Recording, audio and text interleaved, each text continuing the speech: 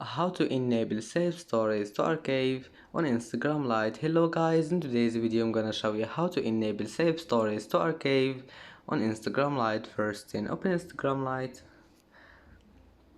and now click on your profile here in the bottom corner and then click the storylines, and here you will find settings and then privacy. Now just click story and here you will find save stories to archive, and all you need to do here is just click on it one click, and as you see save stories to archive have been enabled. Now just go back, it will be saved, and as you see that's how to enable it.